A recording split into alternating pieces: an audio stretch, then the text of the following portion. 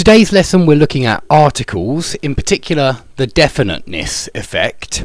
The definiteness effect is connected to existential clauses, which are any clauses or sentences which tell you just about the existence of something, just that something exists. And so perhaps a very good example would be something like, there is a God. Now, somebody who believed in a unique God, someone who was a monotheist, like a Christian, would certainly believe that there was only one God. Nevertheless, he would still have to say in English, there is a God, in order to affirm the existence of God. Now, this is because of the definiteness effect. This is because this is an existential clause. There is, or there are, or there was, or there will be. You cannot use a definite article after these. You cannot use definite quantifiers, like every, both, this, or those would be definite determiners. You also couldn't use a definite thing like a proper name here. You couldn't use there is Jack to say that Jack exists. You couldn't say that. You couldn't use a proper name, and you couldn't use something definite. It has to be something indefinite, and that's why you'll always see a in any circumstances after there is. And the reason I mention this is because sometimes people aren't happy. They see a being used for something unique or something familiar, and they say, well, we should use the definite article for something unique or something familiar. Yes, most of the time, but not all of the time, because if you have an existential clause, you must use a. And that's why we say there is a God, even though, perhaps I'm a Catholic priest, I would still say there is a God. I wouldn't say there is the God. There may be other things I might say, but we would have to use a after there is. And here, there is a radio in my room. I hope you realise that this is a description. It presents new information. It's describing the room. And in another lesson, I tried to show you the difference between descriptions, which were basically existential clauses, and definitions, where you define what something is. When you define what something is, you need to use a definite article.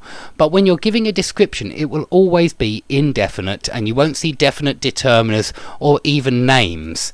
Now, don't get confused. There is another way of using there, which is a deictic usage of there. Deictic means that it refers to something, the word only gets meaning from the context. So all pronouns like you, me, I, they're all deictic because they correspond only to the context, to the situation, to things in that situation. And the same with here or there. When you mean here or you mean there, then that's the deictic usage of there, and you can say something like this: look, there's the man I met yesterday. Because here you're not using an existential clause. This clause is deictic. In this clause, the there means over there. There's the man I met yesterday, okay? So it's a little bit different from there is a God, there is a radio in my room, there will be a full moon tonight. Now, I put that one in because obviously we tell you that we always say the moon, We always say the moon is out. Look, the moon is out. But even though there's only one, and so it's unique, we still say there will be a full moon tonight. Now, again, it's because of the definiteness effect. So please remember that although we do use the for the unique and the familiar, it's not always true.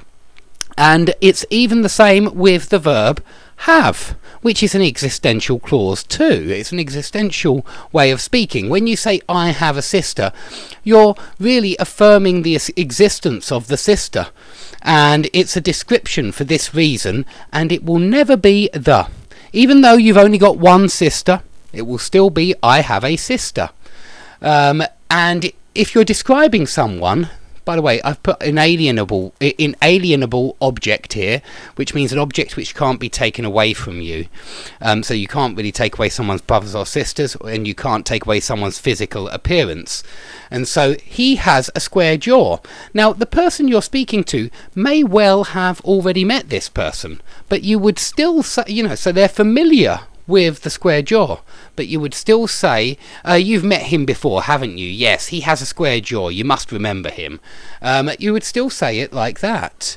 And it's because it's an inalienable, not an easy word to pronounce, it's an inalienable feature of that person. So you must say a square jaw, a big nose, whatever. And you know, when you're speaking to someone, the person you're speaking to, he can see, maybe you say, I have a big nose. That person can see the big nose, yeah? But still you say, I have a. And it's because, even though they're familiar, this is an existential clause, and you're affirming the existence of the square jaw or the big nose or whatever it is. Now, if we look at number 3, I wanted to just demonstrate a few examples of when we use a more than once at the beginning. And this is because in books I think you often see the explanation that when you introduce something for the first time in the existential clause, you use a, and then afterwards you use the. Well, that's true for some situations, but not for all situations. So look at this. We went to a club last night. It was a fantastic club. Notice how I use a twice here. And it's because they're both descriptions. They're both existential clauses, really. They're telling us about the existence of a fantastic club.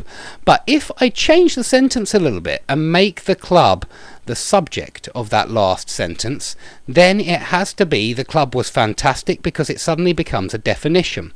And so we went to a club last night, the club was fantastic, that's fine. Or we went to a club last night, it was a fantastic club, because this is more existential. Now, this is trying to show us something. I'm trying to show you that a is very often used for something which has informational lightness. And what I mean is existential clauses. They're not telling us much. They're just telling us that something is, that something exists. And that's when we tend to use this a, this indefinite article. And that's really what the definiteness effect refers to.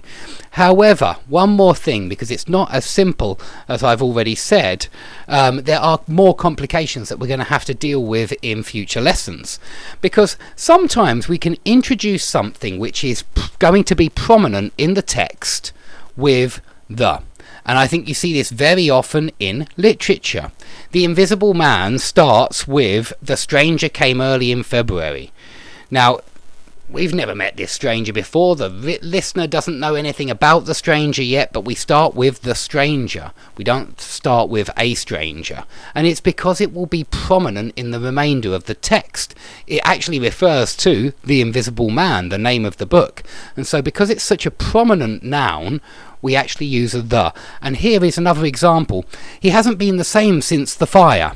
Now I say the fire, even though I'm introducing the fire for the first time, because it's going to be important in the rest of the text. And so now I describe the fire, and I give a description, and I say when he was a boy there was a fire at school, and I say a fire.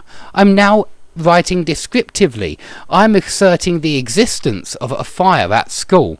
And then in the last sentence I say the fire left him seriously injured, because I'm referring now to something very concrete, and so we go back to the definite article.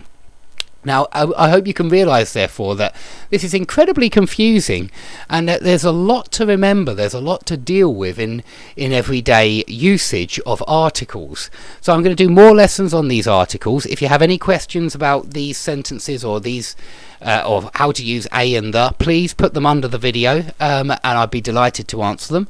And please subscribe if you've liked this lesson. I hope to see you all soon.